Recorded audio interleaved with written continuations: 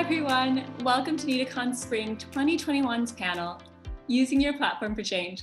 I'm Danae Mercer, I'm a health journalist, a self-love activist.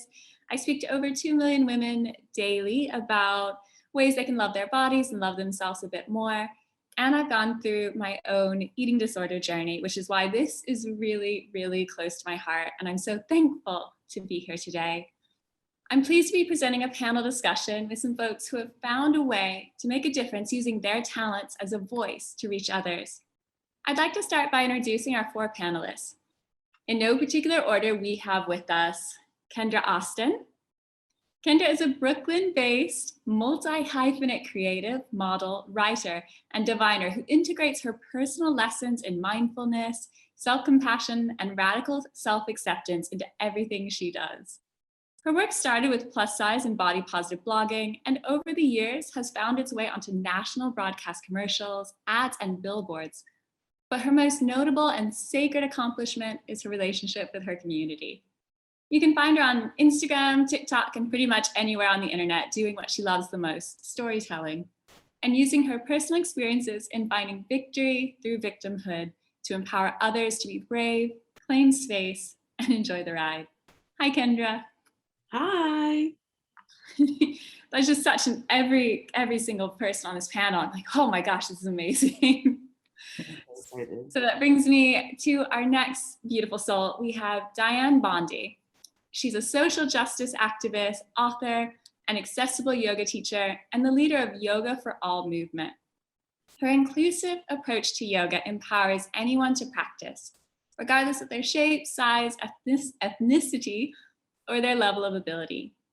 Dianne is revolutionizing yoga by educating yoga instructors around the world on how to make their classes welcoming for all kinds of practitioners.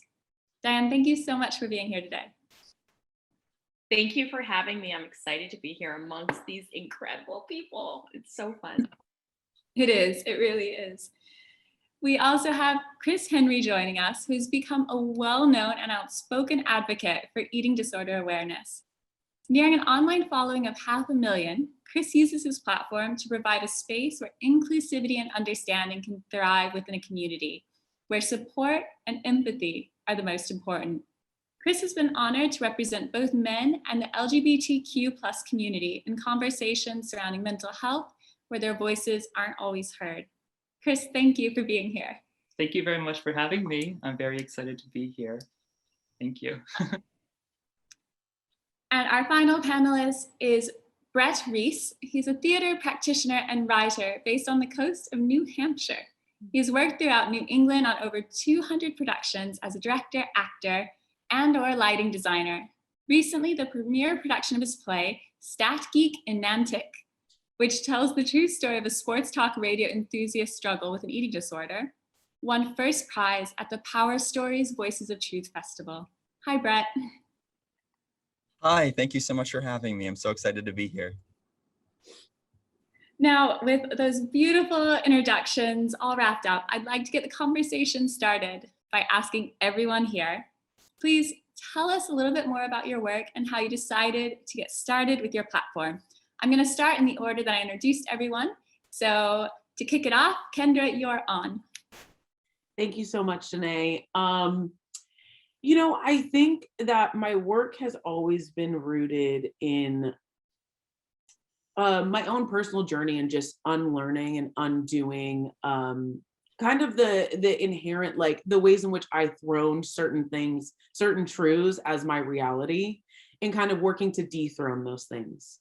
And when I started to do that, I realized that there was like a common denominator in that almost everything that I had built, my career at that point, my relationships, my partnerships, were all rooted in this belief that my body was excluding me from joy, and that the world was almost built without me in mind and without my joy in mind, and that I had to kind of reclaim that for myself. And I have never been one to do anything in isolation.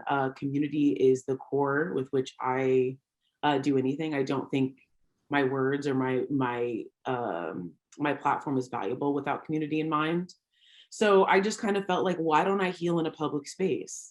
Like, why don't I share this in a public space? I think that especially growing up, I'm 27, growing up on the internet, I'm a very early like Tumblr adopter, and that's where I really initially started to post online, actually centering my body. And I was doing so from the lens of an eating disorder, through severe orthorexia. And I felt really guilty about the amount of people who had witnessed that and who had possibly taken on that information. So it was really important for me to kind of rewrite that story. And a lot of those people followed me from platform to platform, and are now kind of with me almost 10 years later. And it's been really important, I think, over time to recognize like this was actually more valuable because all of these people have grown with me and we have unlearned and done this work together. And I have realized like social media is only as harmful as like our inability to see people in wholeness and fullness and through a full journey and a full story. And I don't want people to see me as a finished product. I want them to witness me in a reflection of where they're at right now. And that includes insecurity, victory, victimhood, all of these things. So a lot of my work really centers around that. I kind of just started with body positive influencing. And then I realized that has actually reshaped as, fat liberation and body acceptance. And the realization that ultimately, like, this is a vessel for something so much bigger than anything these 2 arms and 2 legs could possibly muster.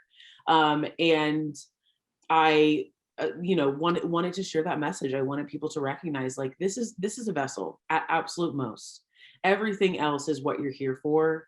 And if you think that you're not going to have the partner that you want, the friendships that you want, the career that you want, because you've never seen somebody that looks like you in center stage, well, watch me work and follow me. And that kind of resulted in getting involved in plus size modeling and curve modeling. And then kind of sharing the story of like, even when you think that you've gone from the smart girl to the funny girl to now you're the pretty girl, none of it matters because you're actually so much bigger than that. What's your message now? And now my writing very much centers out of like returning home in our body, our spirit, and our mind, and honoring that person in totality with no limitations. Wow, I wish there were points when you were speaking and I just wanted to clap, but Zoom doesn't allow it. But I was like, yes, we are so much more than just this physical frame. And also to hear you talk about how you've transitioned from a sort of darker space on Tumblr. And Tumblr was, from at least in my story, is really triggering and really dangerous. And I was very, very sick. And to hear that you took that community with you, that's such an incredible story. And it's the first time I've heard of this. And I'm like, oh my gosh, I wish everyone did that. That's so beautiful and powerful. So, I'm just touched. And thank you. I loved Kendra's story, and there was a lot that I could relate to, especially being a woman of color, a Black woman in a space where you don't often see yourself represented and things aren't often created with you in mind. So it's always liberating to see other people who are from under-resourced or underestimated communities step into the forefront, into the foreground. My story is very... I call myself the accidental activist. I have been teaching, or actually I've been practicing yoga for, get this, everybody on the panel here is so young.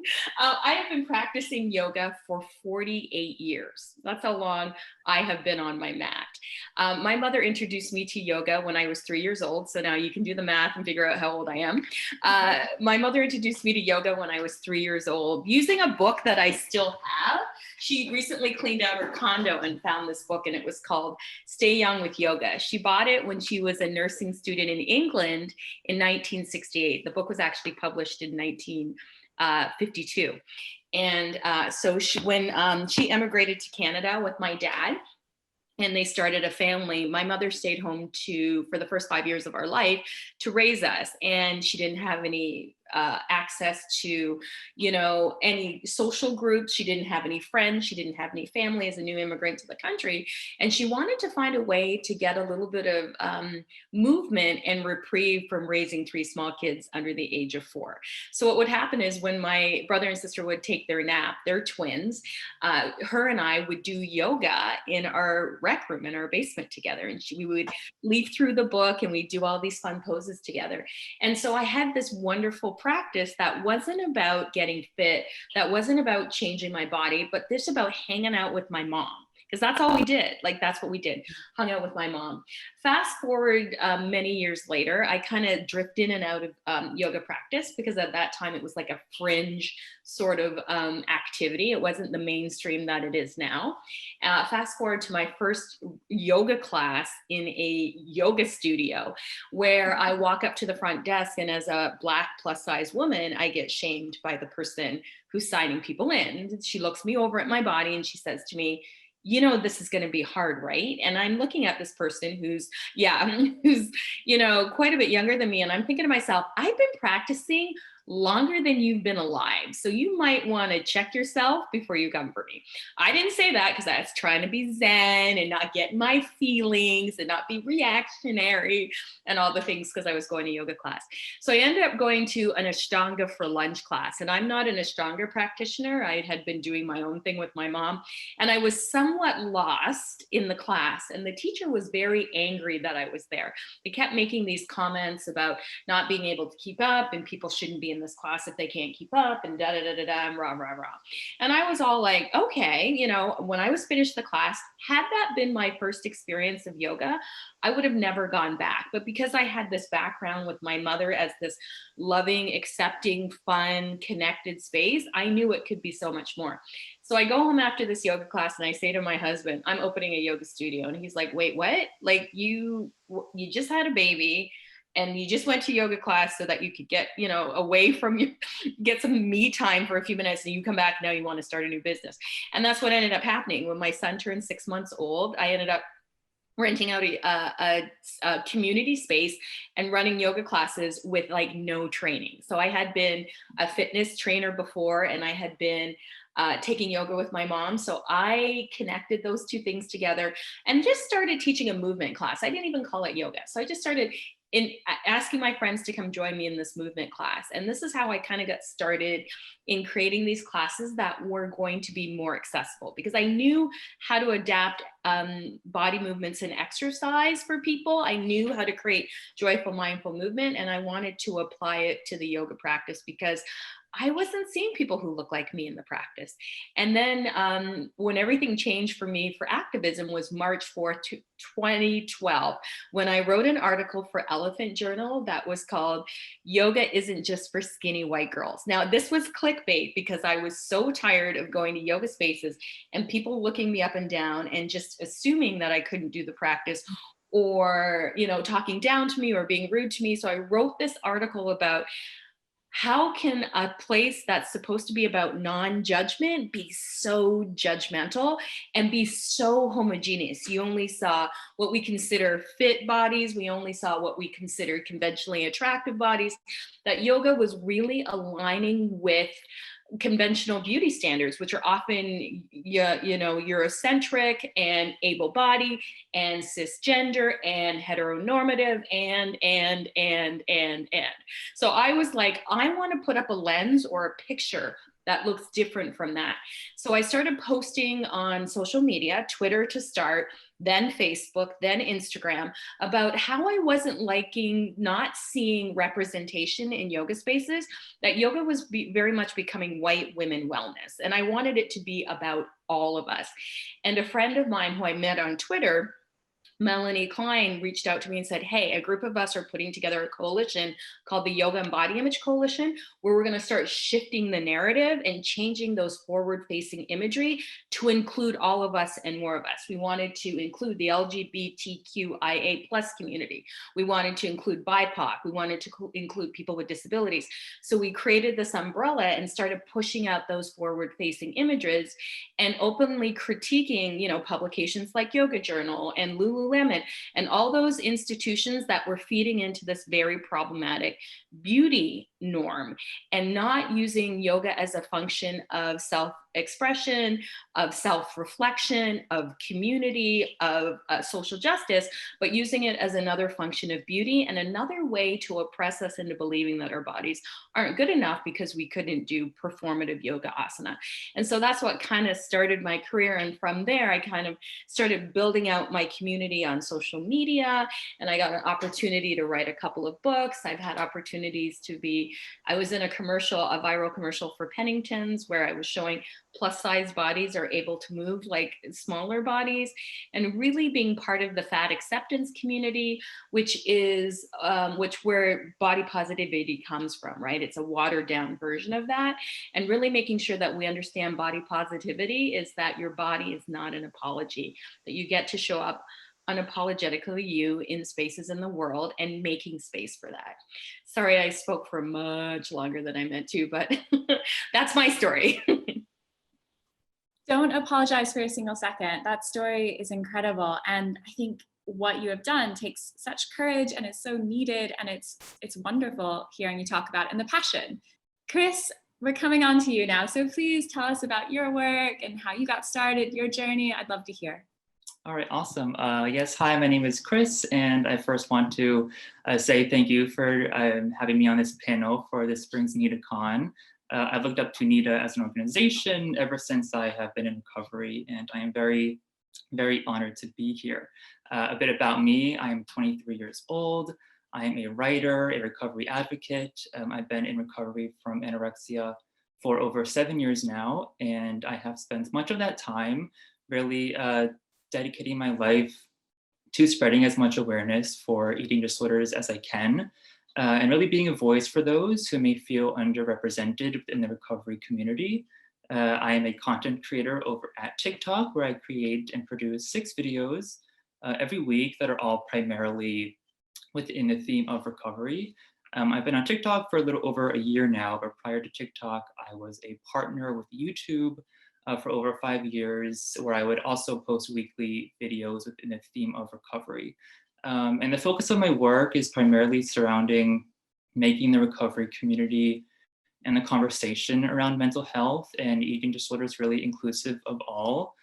Prior to getting treatment back in 2014, I would oftentimes search the internet for the stories of other guys who are open about their eating disorder and their journey, and I struggled to find any male who was a consistent voice within these conversations.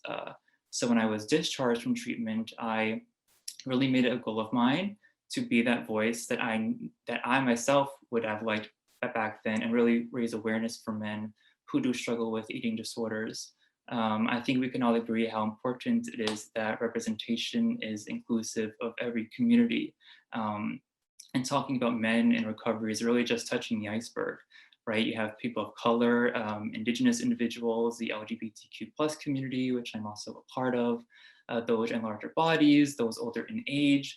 You know, there is a significant gap in the resources and treatment that is available for these communities because of a number of cultural and societal expectations from them and whatnot. And although I cannot be a voice for all of those communities, I definitely try to start the conversation whenever I can and provide different perspectives on things from a guy's point of view. At the end of the day, what I do online is to give my audience an accurate representation of what it is like being in recovery as a male. And I try to make my content accessible and interesting enough where if you have an eating disorder, you can relate to the things that I'm saying. And if you do not, then you could at least learn something. And TikTok is great because you can really condense your message into a small 7 to 15 second clip. It has really allowed me to pinpoint my message and my activism in a way that I really hope has made a difference. So it's a bit about my work. It's incredible work and so important. And I'm just so thankful you're here today. And also really glad to hear that you're talking about, I think, eating disorders in general are heavily stigmatized and very taboo. And then you throw in additional layers, such as being, you know, it's not in that traditional what people think of when they think of eating disorders, and it becomes even more difficult and even more scary. So having someone like you kind of destigmatize it is so important. So thank you. And Brett, we are coming onto you now. I would love to hear about your story and your work and how you started doing what you do. Sure. So I'm a theater practitioner in a whole bunch of ways, whether that's acting, directing, writing, even doing lighting design. So that's my platform. I learned about NEDA because of a friend who I had from preschool onward. I played sports with him all through school, was lifelong best friend. And he unfortunately suffered from an eating disorder, from anorexia. And he passed away a few years ago, unfortunately, because of complications through that. So I'm coming at this from a little bit different angle from some of the other panelists here, where I kind of was on the outside of this. I didn't understand much about it at all. It wasn't particularly my experience, but I grappled with my friend's passing for a number of years. And then it was last year near the start of the pandemic, and I had more time on my hands than normal because theaters were closed. And it was about midnight, and as my mind kind of did from time to time, it wandered to my friend. And I thought, I've got to write some of this out. I've got to get it out of my brain because I just didn't understand it. I felt like there was something there that I needed to wrap my head around.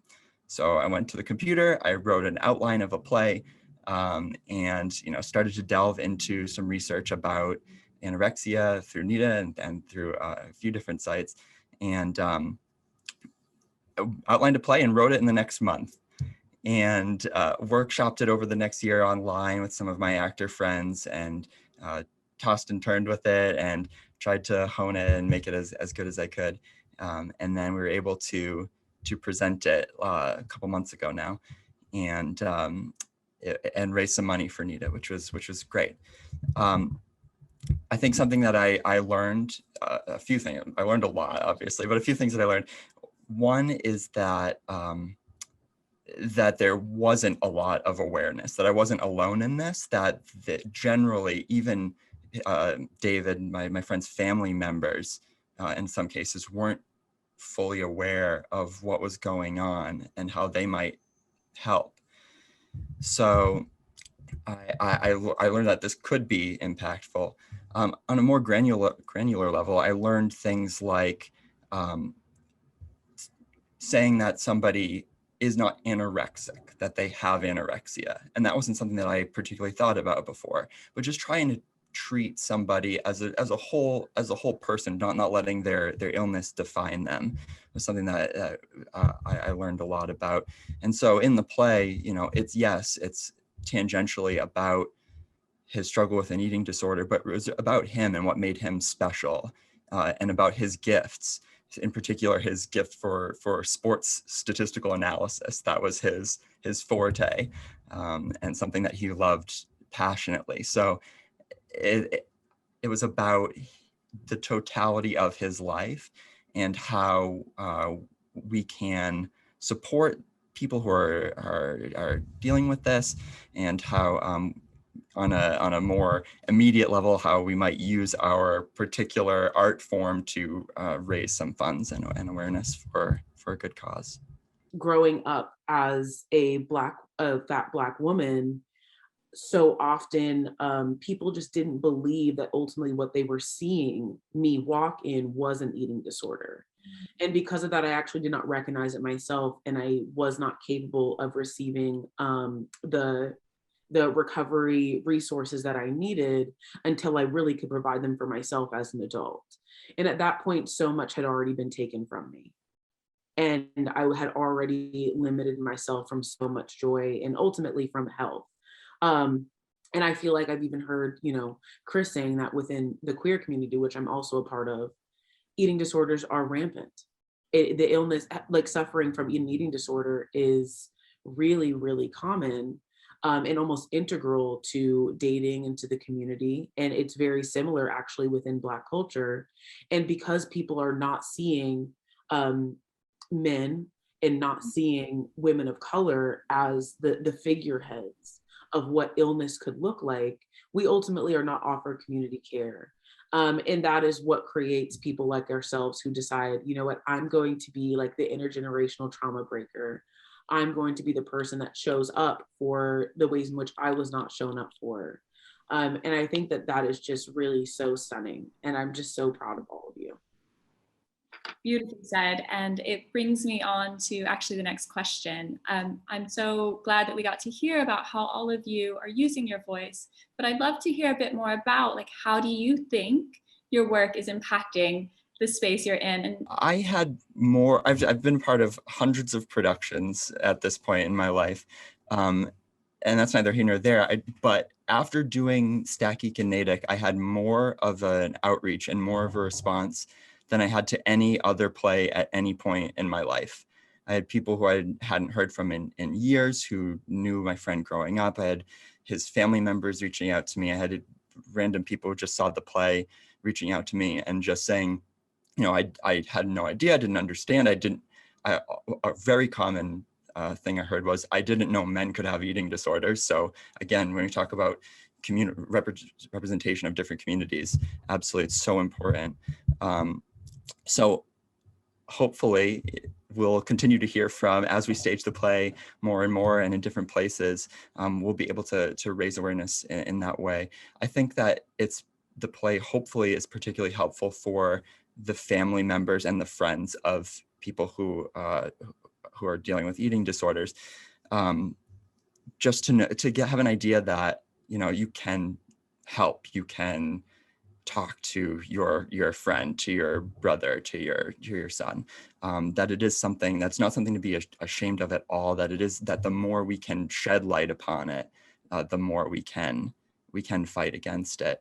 And, you know, I think in the future, our big goal is going to be, I think, going into high schools, because that seems to be a demographic where help is kind of needed. And a lot of times that's the formative years, it seems.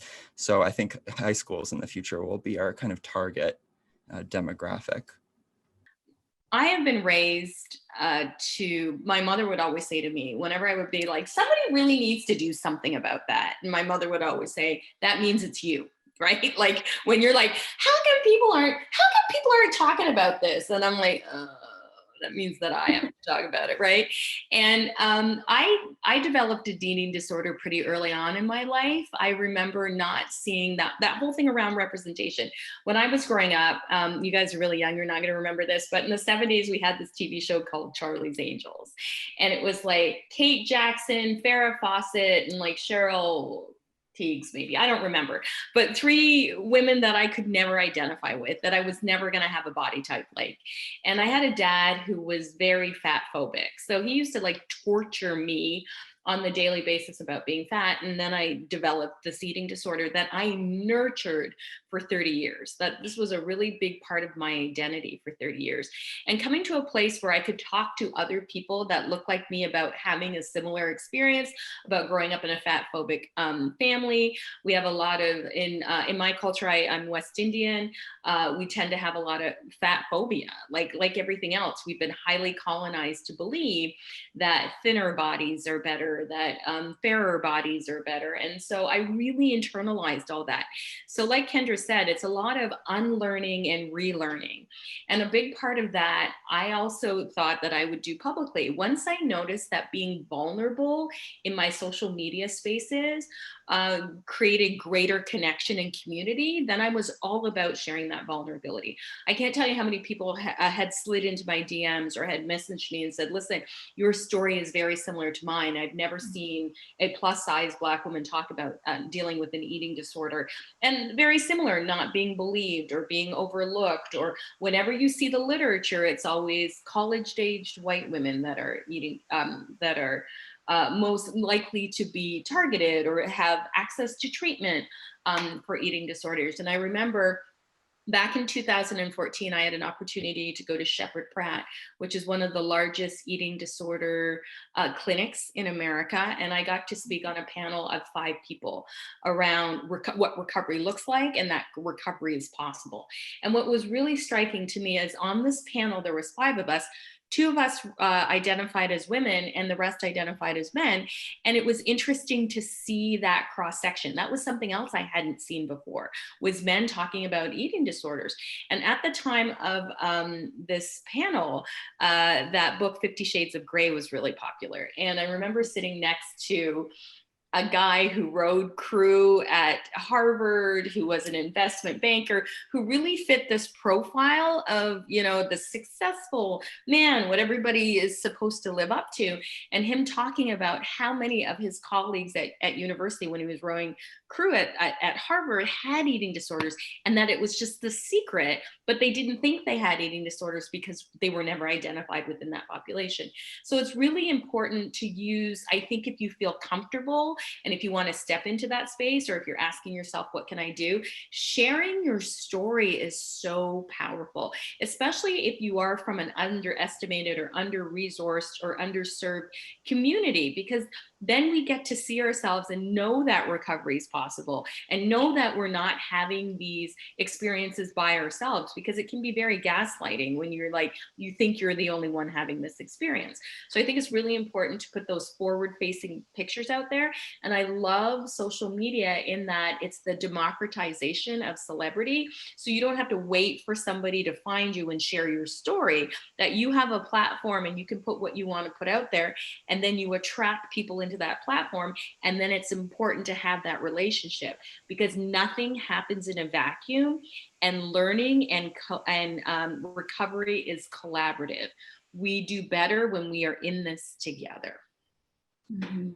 Absolutely, absolutely. And the fact that what you're doing is taking away so much of the shame that I think makes eating disorders really dangerous, because, you know, they're done in secret, they're done in hiding, and then that becomes this really horrible cycle of bad feelings, and then you go to the food or you restrict the food, and then it's so that you're stepping into that space and giving other individuals who maybe didn't feel like they had someone that they could relate to, you're telling them they're not alone.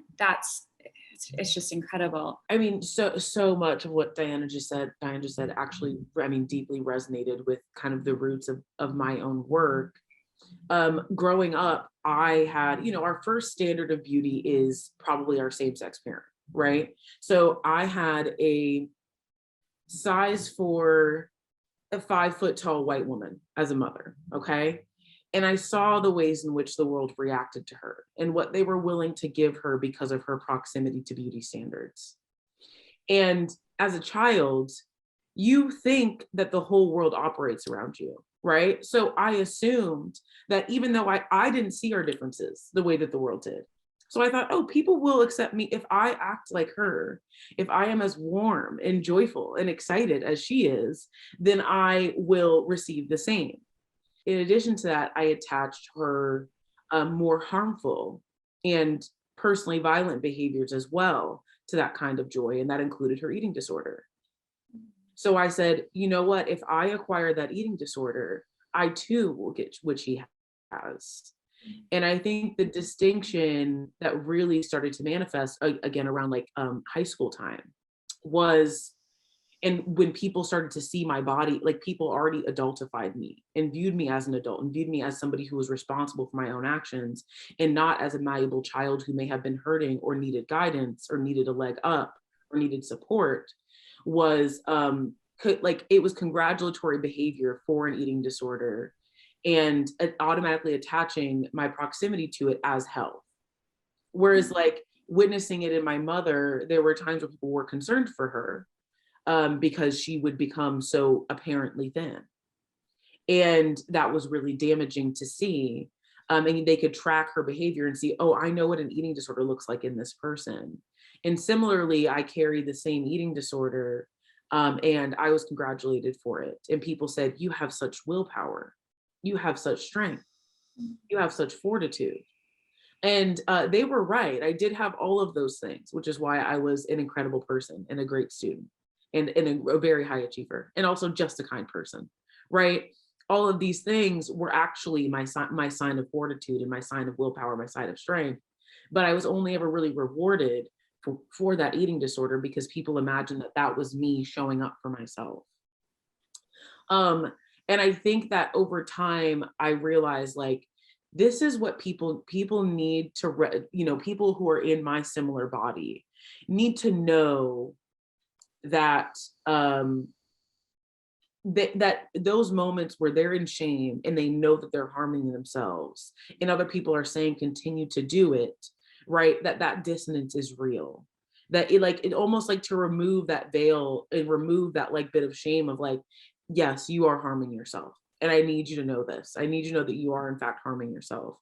Because that that admittance is ultimately how we get to recovery and how you kind of find those spaces where it's like, okay, now like I'm starting to witness, okay, when I see other fat Black women doing the same thing, I know what she's doing.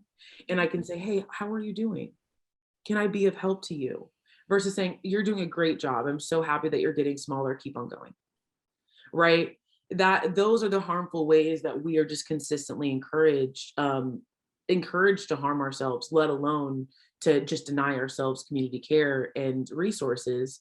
And then that's doubled down on when you go to the doctors and you're saying, I have a crick in my neck. And they said, well, have you thought about losing 50 pounds? Right? And it's consistently that. And I just wanted to be, my work really started like at a community level where I just wanted the women in my life in specific, because I just had such a strong group of friends who all kind of had these covert ways in which they were harming themselves centered around food and eating disorders.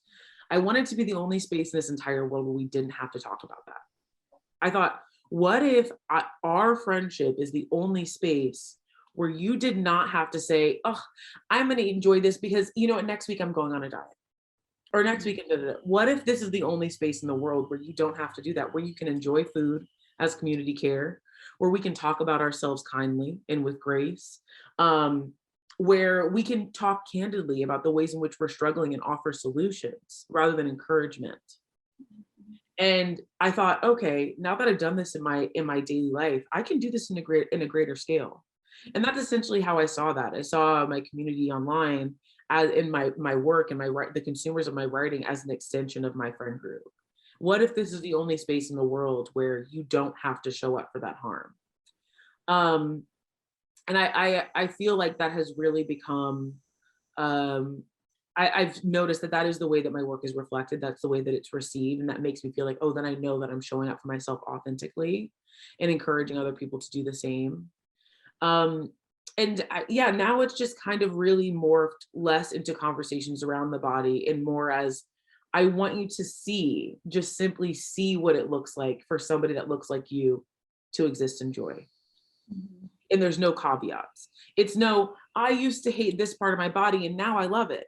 It's just, do you see me with all of the same body parts that you have and all of the same identities that you have, taking everything that I know the world has to offer me and with zero shame. And that is like ultimately, what I wish for in people that carry my identities, that are also queer, that are also Black, that are also fat, is like, you are not an exception to joy. You were born for this. And whatever you do is not despite what your body looks like or despite being in recovery, despite having sickness, but actually because of it. And you can use that to empower yourself. You can use those experiences to empower yourself and your community.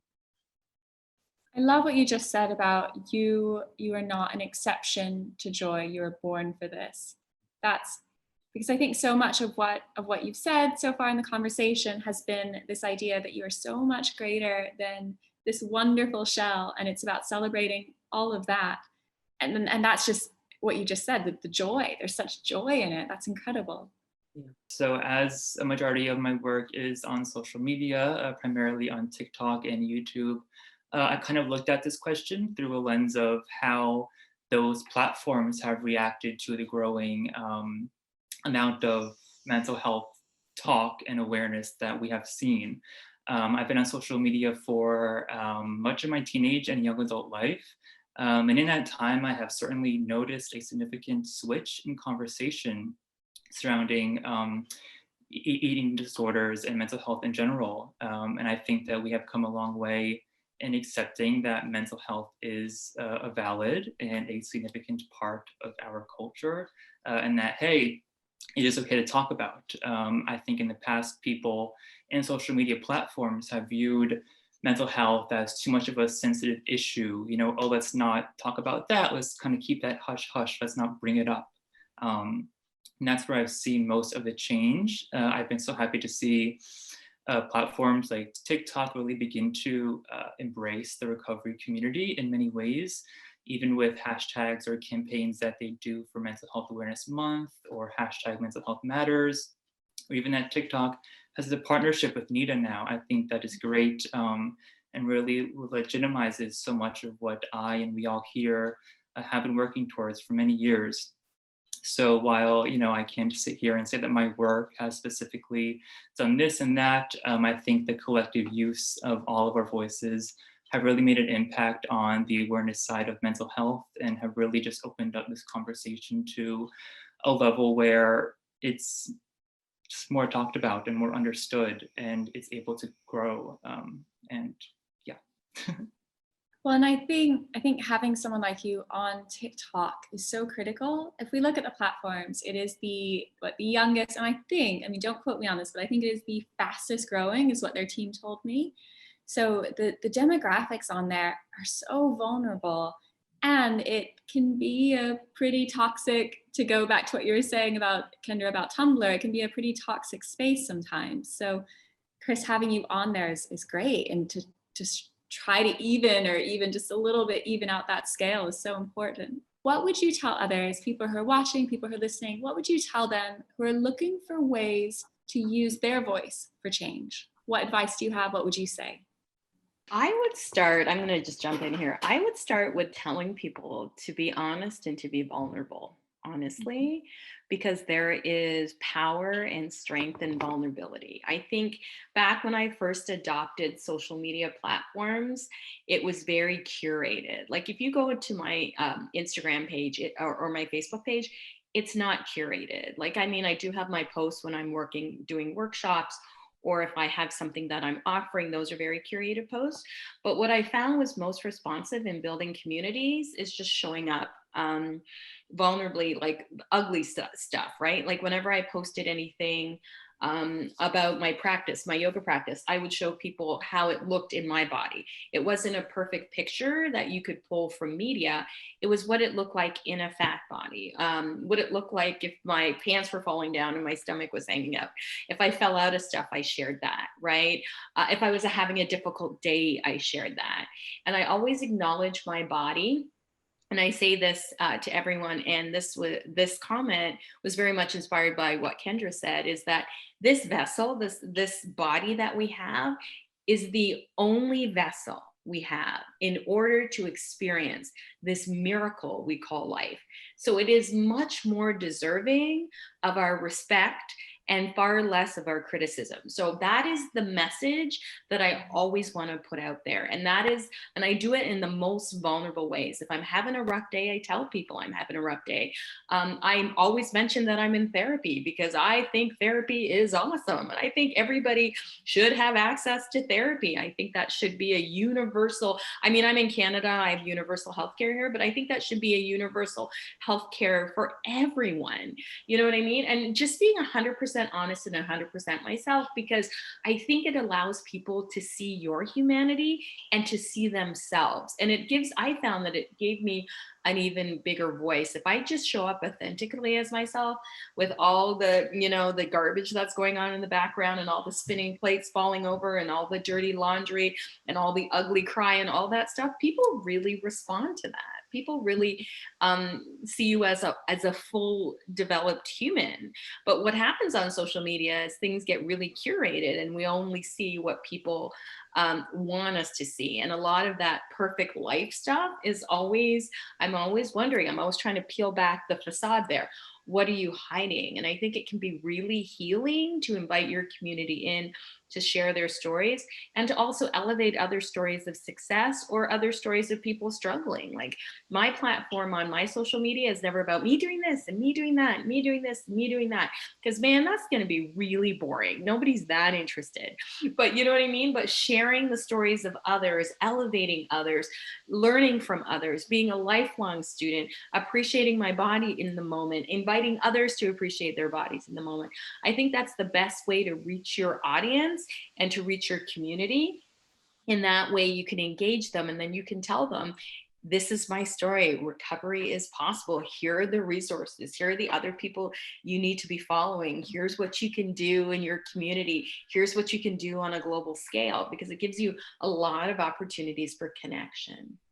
I just want to piggyback a little bit on what Diane said, because so much of it resonated with me, particularly about storytelling. That storytelling is such an important aspect of this, and you don't know what particular aspect of your entire being is going to resonate with somebody else. Like in the case of my friend, like him being a Yankees fan, you know, that might seem inconsequential and totally unrelated, but that might be the key detail that really helps somebody to see this issue through a particular lens. And get around their head around something. So share your specific story and everything that makes, you know, you. That's really interesting to people and can make the tent bigger, you know. And on a more literal level, if there's anybody out there who's thinking about approaching this and maybe feeling like they don't know where to start, I'd say, you know, use the resources that are available to you and know that you're probably going to mess up a little bit, and that it's important to know that and move past it and say, you know, like, I didn't know that I shouldn't use that specific language when I talk about this, that could be upsetting, and to move past it and be okay and know that it's not going to be perfect, but that it is very much worth putting in that effort. So don't be afraid, be considerate, and be ready to do the work. So just going off of what the two of you just said as well, something important to me when I did start my social media journey was really giving like an accurate representation of what I thought recovery was going to look like for me. I think prior to entering treatment and prior to recovering, I kind of got a little bit turned off from many of the recovery-esque accounts that just focused on numbers and food and posting pictures of every single meal that you're eating. And, you know, for me, that was like, I don't want to be doing that. So through my videos, I just kind of show my life while in recovery and whatever that means. And to other people who are looking to make a change in this space, I would just say that there is so much power in all of our stories, and being able to openly discuss and talk about these topics is very, very powerful. I'm sure, as we all know, eating disorders are incredibly isolating, and they thrive in environments that kind of seclude you and your mind. On a personal note, before I went into treatment back in 2014, my disorder basically convinced me to transfer high schools in the middle of the year, because at that time, my friends were the only ones who were really there for me. My family life was a mess, and school was the only place where I really felt safe. So naturally, my eating disorder saw that as a threat and said, you know, we got to get you out of this environment. Now, thankfully, I only spent 2 weeks in that new school and ultimately received treatment and went back to my old school very soon after. And the reason why I'm saying all this is because eating disorders are so isolating, and the more that we talk about them and bring awareness to them, the less power that they have. And whenever I go online and make a video about something mental health related, I know that a couple of thousand people will now know something more about you know, just eating disorders and mental health in general. Now I know that it can be tough to get started, you know, and try to make a change in this space and join the conversation on like a public note. I doubt myself a lot, you know. I look back at my story and I think, what makes my story so worthy of being shared? You know, why should I share my story? There are millions of people like me, you know, why should I continue to share my story? And for me, the simple answer is because not enough people do. And I think each of us here on this panel and every single person has such a unique perspective and a unique story that nobody else can really talk about. And I think that is very, very inspiring. Yeah. That's Absolutely. no, absolutely. That's such a great answer. So, and it really touched me to hear you talk about the dangers of isolation and that's so true. And I think all of us here probably know that's very true. And hear you say that what you're doing is actively fighting against that. And anyone who feels comfortable enough to have that conversation as well, they're chipping away at that like dangerous, really dangerous space. So thank you. To really nail the crux of what all of you guys have said, I think is that storytelling is like the heart's most powerful medicine. And I think that in a society that is so built on shame in like such like insidious ways, like almost in almost every direction, it's too shameful to be vulnerable. It's too shameful to be not vulnerable enough. It's too no matter what, in any direction, you're going to create dissonance with somebody in sharing yourself with the world. And I think that really creates a situation in which people get online and they are more considerate of what will help them evade shame than almost running toward it full force and being willing to kind of dismantle it. And I think that's what creates a space where people like kind of shy away from authenticity, and then they don't know how to do it because they're only seeing likes and engagement and reposts and what will get them there. So I think that my advice is just kind of what all of you guys would have already said is, be willing to tell your story, because ultimately, it is the only one that you can tell. It is the only one that you can tell and that will actually be resonant and will result in anything worth having. Don't tell other people's story. Don't feel forced to tell other people's story. And I think that a lot of that comes from the rhetoric of kind of cloaked altruism of I'm doing this for da da da da. It's why can't it be for you? It sounds like so much of your life hasn't been for you. Why can't this platform be for you? And I think that that's actually really gorgeous too, is just honoring the fact that it actually is your story. And to what Brett was saying, those small parts that you think may be insignificant can ultimately be the most resonant thing about what you're saying. And I think I realized that, over time is ultimately your community will become stagnant when you become stagnant. And that happens when you feel like you can't grow because you're so stuck in likes and engagement. And I've seen this happen a lot within, I think, the fat positive, body positive communities, where I have seen, influencers and bloggers, they've been telling the same story for all the 7 years that I've followed them. And I know it's because they are too fearful of outgrowing their communities. Let your community grow with you. Tell your story where you're at right now. And don't feel like you're leaving people behind by calling them in to continue to move forward. If that is where you're at, that is the story that you're supposed to be telling.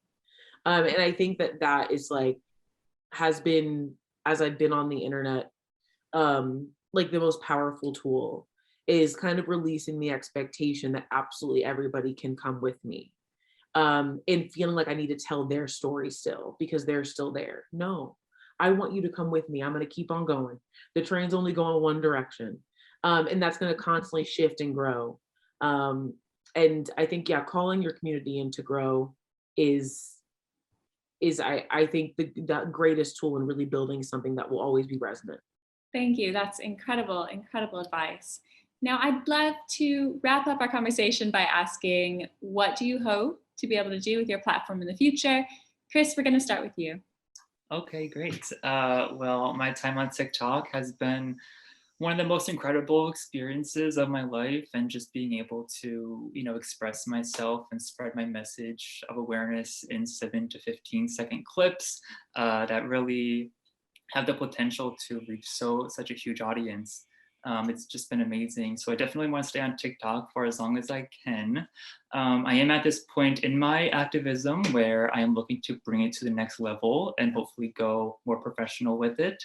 Outside of the internet, I I have a bachelor's in political science and government. I have a lot of experience working with local campaigns and drafting policy. And I know how much work that NEDA does in that space too, just campaigning for policy that increases funding for mental health care and mental health initiatives. I think all that is so very important. So I guess if I have to say, well, my ultimate goal in my activism life is just to somehow be involved on that end of eating disorder awareness work and really bringing change to how accessible it is for different groups of people to receive treatment. And just telling one more personal story, I was discharged from the hospital early on because my insurance refused to pay for any more of my treatment. And it was really, really tough to find a place after that accepted guys into their program. I went to a lot of events and fundraising for eating disorder events, and it was always, oh, something and boys too, and it was always in parentheses, and I'm like, there's, and again, as what I was saying prior, and talking about men in this space is really just the tip of the iceberg, as I'm sure we all have already touched on. So there is just such a far way we need to go when it comes to making treatment accessible for all people and closing that gap that many, many communities do face in receiving treatment. Well, I'm looking forward to seeing what you do in the immediate future, and then even as things progress. I think those are some really powerful goals. Diane, I'd love to hear from you. What do you hope to be able to do with your platform going forward? I want to continue to engage under-resourced communities as well, especially BIPOC, who often, as well, in alignment with the LGBTQIA community, often get left out of the conversation. And it's really interesting. I hadn't thought about men and disordered eating and eating disorders, prior to sitting on that stage at Shepherd Pratt. So it really illuminates how many stories that I can share on my platform and how many ways I can shed a light on all the people who are affected by eating disorders and by the toxic diet culture that perpetuates eating disorders, that normalizing eating disorders, that congratulates people for what I consider torturing your body and torturing your mind, and continuing to call that out and push that into the forefront and keep those conversations going.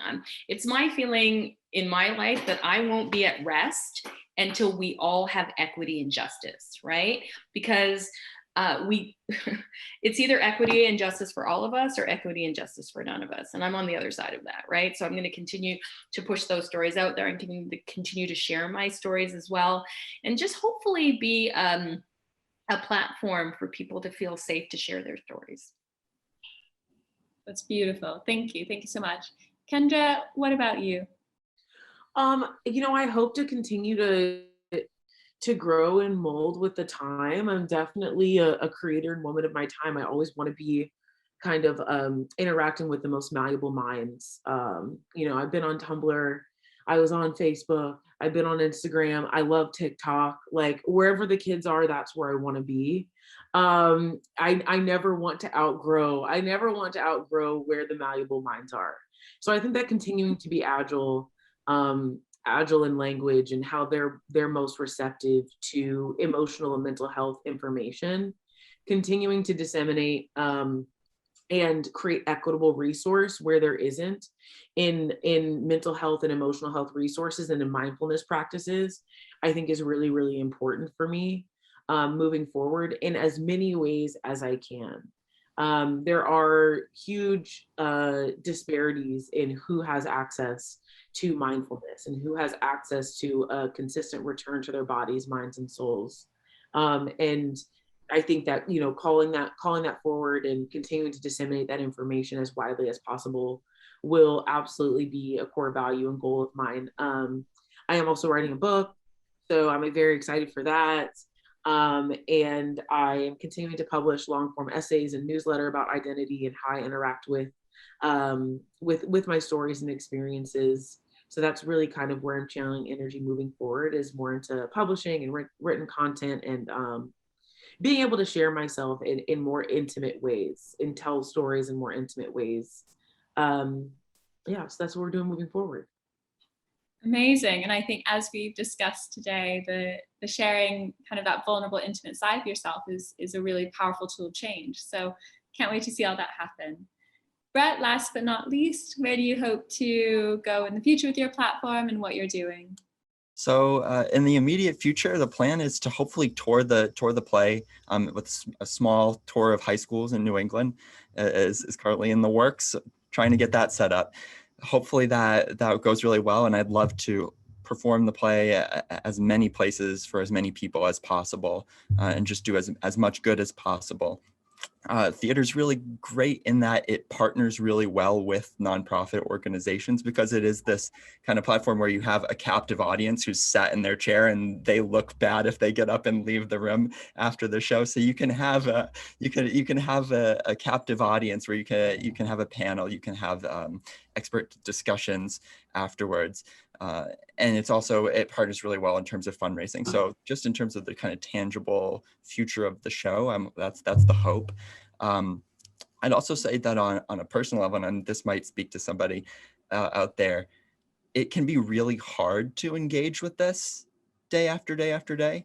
And it can bring up lots of bad memories for people. And so, my personal goal for myself is that when I'm working on this, to also kind of take care of myself. And so I'd say, for anybody out there who is doing this kind of work, make sure you're doing your self-care. Make sure, for me, it's humor. Like, laughing is the best medicine. So make sure you're laughing too. Beautiful. What a beautiful, beautiful note to go ahead and wrap this up on. So thank you, everyone, for sharing your thoughts, your experiences, your incredibly powerful stories here today, and with the media audience and with all of us. I hope that we can all see how many different ways using your voice can be used for positive change. Thank you again, everyone. It was my pleasure to be here today. Bye.